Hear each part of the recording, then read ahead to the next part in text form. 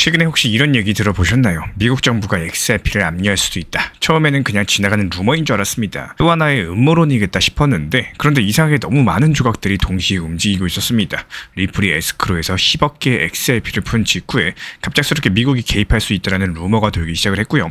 비슷한 시점에 트럼프는 비트코인뿐만 아니라 XRP, 솔라나, 에이다까지 전략자산으로서 언급을 남겼습니다.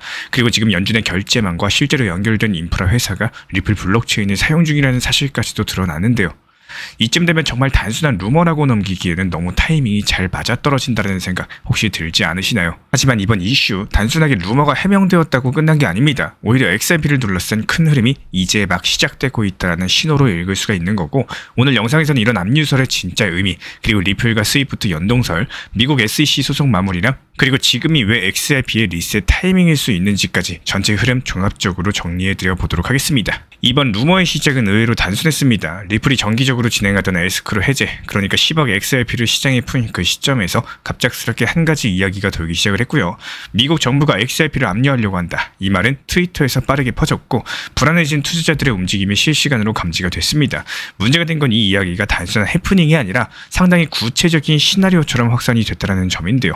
미국이 미래 디지털 준비금을 위해서 XRP를 전략적으로 확보할 가능성, 리플이 미국 금융 시스템의 일부가 될 수도 있다라는 이야기까지도 등장을 했기 때문입니다. 하지만 리플은 아주 빠르게 대응을 했습니다. 법무팀의 빌 모건 변호사 측에서는 그럴 리가 없다라면서 루머를 단호하게 반박을 했고, 리플의 수석 엔지니어도 기술적으로는 강제 압류 자체가 불가능하다라고 못을 박았습니다. 리플의 에스크로 시스템은 통째로 구성이 되어 있기 때문에 외부에서 일부만 가져간다거나 마음대로 통제하는 것 자체가 원천적으로 불가능한 구조입니다. 이런 해명 이후에 시장은 빠르게 안정을 되찾았고 단기적으로 흔들렸던 심리가 진정되면서 가격도 빠르게 반등하는 흐름이 나타났습니다. 단순한 루머였지만요, 그걸 통해서 오히려 XRP 커뮤니티의 결속력이 확인이 되면서 리플이라는 기업이 지금 얼마나 제도권의 문턱에 다가와 있는지 투자자들도 체감을 하게 됐습니다. 결국에 이번 루머 자체가 틀렸지만요, 괜히 나온 말은 아니었습니다. 리플은 지금 분명하게 미국 금융 인프라의 중심에 더 가까워지고 있고요. 그만큼 누가 먼저 이 자산을 확보하느냐에 대한 경쟁이 시작됐다는 신호일 수가 있겠습니다. 최근에 다시 주목받는 이슈가 하나 더 있죠. 바로 리플과 스위프트, 이 두 결제 인프라의 연동 가능성입니다. 리플이 글로벌 프라임 브로커리지 플랫폼인 히든로드를 무려 12억 5천만 달러에 인수했다라는 발표에서 시작이 됐고요. 동시에 리플은 자사의 첫 번째 스테이블 코인 RLUSD도 공식적으로 출시한다라고 밝혔습니다. 이 두 가지 움직임은 단순한 사업 확장이 아니에요.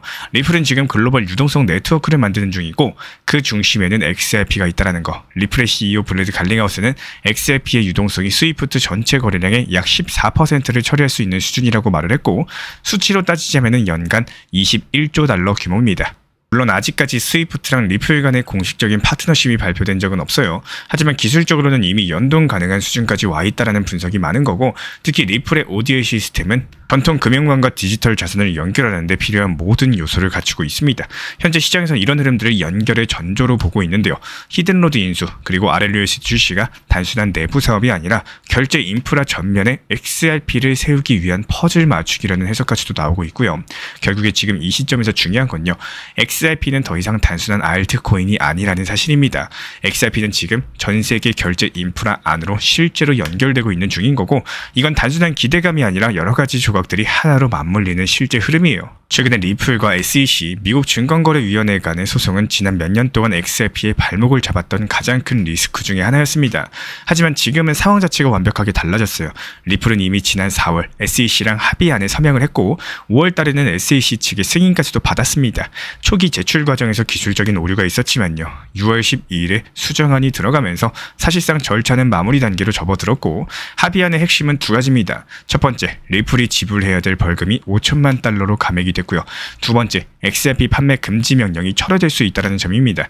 이게 확정이 된다면은 여기서 남은 거는 항소도 교체 항소도 없이 소송 자체가 깔끔하게 종결되는 겁니다. 이 소송이 마무리된다라는 거는 단순한 법적 이슈 하나가 사라지는 걸 넘어가지고 XRP가 제도권 안에서 완벽하게 정리된 클린 코인이 된다는 뜻입니다. 불확실성이 사라진다라는 거는 기관 입장에서 보면 굉장히 큰 의미가 있는데요. 이제는 리스크 관리 차원에서도 XRP를 배제할 이유가 없다는 말이기도 합니다. 시장도 이런 흐름에 즉각적으로 반응을 하고 있습니다. 공포가 거치고 신뢰가 회복되면서 실질적인 자금 유입 가능성이 다시 커지고 있고요. 소송 종료가 예상되는 시점은 8월달 이전이 될 수가 있고 그 전에 이미 일부 기관 자금이 선제적으로 움직이고 있다는 분석까지도 나옵니다.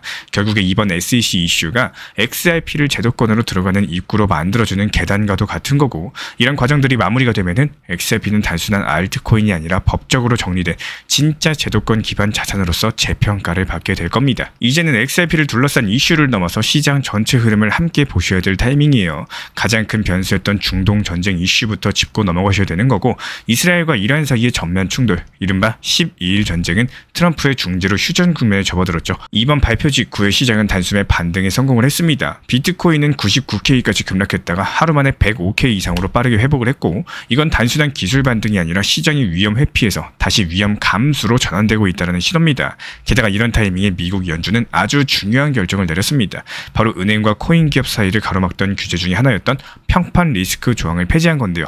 이 조항은 지금까지 은행들이 코인 기업과 거래하는 것을 꺼리게 만들었던 장애물이었고, 하지만 이런 장벽이 사라지면서 앞으로 암호화폐 기업들이 은행 계좌를 열고 전통 금융과 연결되는 일이 훨씬 더 자연스러워질 겁니다. 결국에 지금 시장은 전쟁 리스크가 완화됐죠. 규제 환경은 풀리고 있죠. 코인과 제도권 금융은 연결되고 있는 국면에 들어섰다는 뜻인 거고, 실제로 이런 흐름들은 투자 심리에도 그대로 반영이 되고 있습니다. 오늘 공포 탐욕 지수는 65, 탐욕 구간에 진입을 했는데요.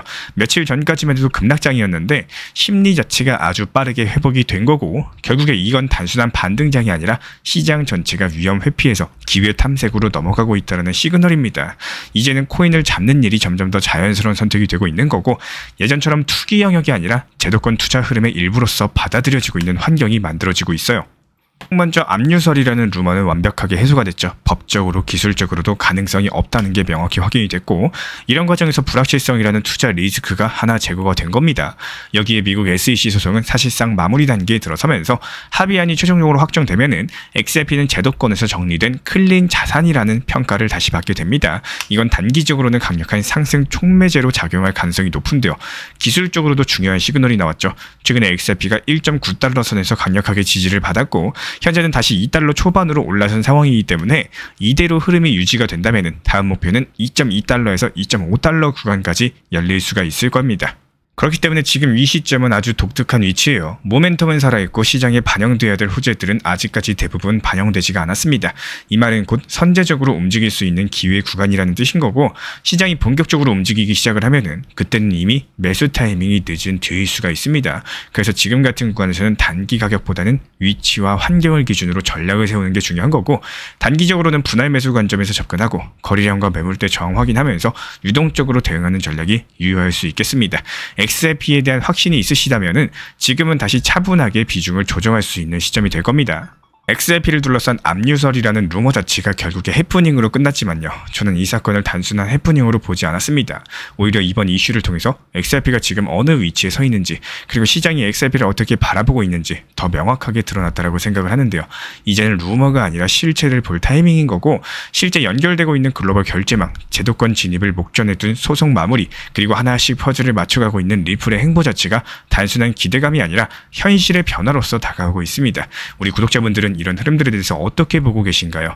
이번 루머, 그리고 여기에 대한 시장 반응을 어떻게 해석을 하셨는지 우리 구독자분들의 생각을 댓글로 남겨주시면은 저도 함께 읽고 다음 콘텐츠 구성에 반영하도록 하겠습니다. 시장 등락폭 자체가 심하다 보니까 무리한 선물 투자 매매, 해외 거래소 레버리지 활용하시는 분들께서 청산당하는 분들이 많아지고 있습니다. 맞다 틀리다라고 함부로 제가 말씀드릴 순 없겠지만요. 한 방에 크게 복구하거나 큰 수익을 노리고자 선물 매매 잘못 접근하시면은 투자금 자체가 청산당하고요. 복구 자체가 불가능해지는 경우가 생길 수가 있습니다. 최근에 순간적인 전쟁 이슈로서 단기 하락 나왔을 때 선물 시장에서 하루 만에 10억 달러, 하나로 1조 4천억에 가까운 자금이 청산됐습니다. 말 그대로 청산이 돼버리면 투자금이 영원이 되기 때문에 회복할 방법 자체가 없어져요. 현실은 비트코인이 큰 하락까지도 아니고 단순하게 1억 3,700만 원 정도까지만 떨어졌는데 순간적인 청산에 대응 못하고 투자금이 증발해버리신 분들이 많다는 겁니다. 그리고 나서 몇 시간 만에 다시 1억 4천만 원대 그 위로 회복한 것처럼 안전하게 현물 매매만 하면은 사실 신경 안 쓰고 넘어가거나 하락했는지도 모르고 지나갈 일들입니다. 지금 쓰고 계신 업비트 혹은 빗썸을 가장 많이 사용하고 계실 거라고 생각을 해요. 투자 시장의 기준과 원칙을 너무 번개불에 콩볶듯이 빠르게 올라가는 것만 찾거나 무조건 올라갈 거라는 생각에 매매를 하는 게 아니라 어느 정도의 틀을 갖고 길게 보시는 게 좋습니다. 여기서 제가 말씀드리고자 하는 길게 보는 건요, 단순하게 들고만 있는 장기 투자가 아니라 분할로 모아나가면서 길게 볼 수 있는, 모아나가면서 평단을 맞춰나갈 수 있는 장기 투자의 전략을 세우시길 추천을 드린다는 거예요. 오늘의 비트코인 1억 4천만 원의 가격, XRP 3천원 정도의 가격이 불과 3, 4년 전만 해도 이런 가격이 찾아올 거라는 건 상상도 못했을 일입니다.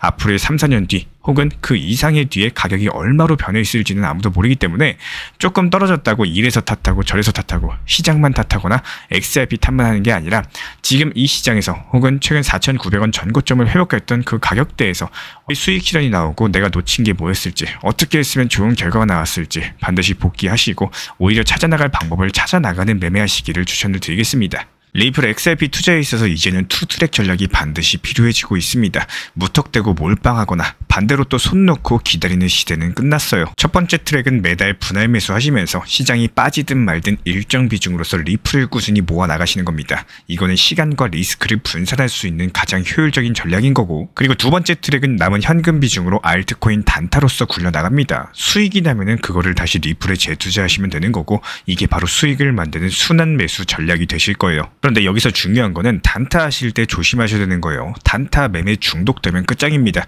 이 매매 중독을 절대 조심하셔야 되는 거고, 예를 들어 가지고 시장이 과열인데도 지금 아니면 기회가 없다, 이런 조급한 생각에 RSI 지표가 이미 고점인데도 불안해서 또 들어가고 결국에 수익은커녕 손실만 쌓이게 되실 겁니다. 그래서 저희 채널 차원에서는 한 가지 원칙이 있습니다. 확률이 높은 날만 진입을 하세요. 그리고 시장 전체가 과매도 구간일 때, 비트코인 기준 RSI가 바닥을 찍을 때, 그때 알트코인 중에서 최근 거래량이 급등한 종목이 과매도의 경우 MACD, 볼린저 밴드, 이동평균선과 일목균형표 참고해서 신중하게 매수 진입 타점 들어갑니다. 그리고 그 외에는 아예 매매를 쉬는 날도 반드시 있어야지 진짜 단타인 거고, 그렇다면 이걸 어떻게 구별할 수 있는지 궁금하실 거예요. 여기서 챗 GPT가 등장을 합니다. 저희는 챗 GPT를 단순한 도구로 쓰지 않습니다. GPT한테 오늘 확률 높은 진입 타이밍이냐 이렇게 물어볼 수 있게 맞춤 프롬프트를 사용을 하는데요. 그리고 그 결과에 저의 실전 매매 노하우 30%를 덧붙여가지고 GPT 시그널을 보완합니다. 어떻게 하는지 궁금하신 분들 GPT 검색력과 활용 전략을 이용해가지고 이 두 가지를 한 방에 알려드리고 있습니다. 현재 보이시는 번호로서 리플 단타라고 문자 남겨주세요. 지금 이 영상 보신 분들에게만 오픈합니다. 그냥 GPT 쓰는 법이 아니라 투자로 연결되는 GPT 사용법 지금 바로 알려드리도록 하겠습니다. 제가 안내해드리고 있는 코인 신사 채널 멤버십 전용방에 대해서 짧게 설명드려 보도록 하겠습니다. 리플, 암호화폐 시장에 대한 중요한 이슈, 그리고 브리핑이나 시장의 흐름에 대한 전문적인 분석 내용 설명과 함께 차트상의 기술적 분석, 온체인 지표와 투자 심리에 대한 내용들을 같이 안내 도움 드리고 있고, 가장 중요한 투자 심리를 컨트롤하기 위해서 포트폴리오의 구성에 대한 노하우, 투자 심리 컨트롤에 대한 내용도 같이 안내드리고 있습니다. 코인 신사 스터디 멤버십 가입하신 분들께서는 아래 번호 혹은 신청 링크 통해서 남겨주시면 제가 연락드리고 있고, 안내 설명과 함께 신사 채널 리플 전용 멤버십 방에도 입장 안내 설명드리고 있습니다.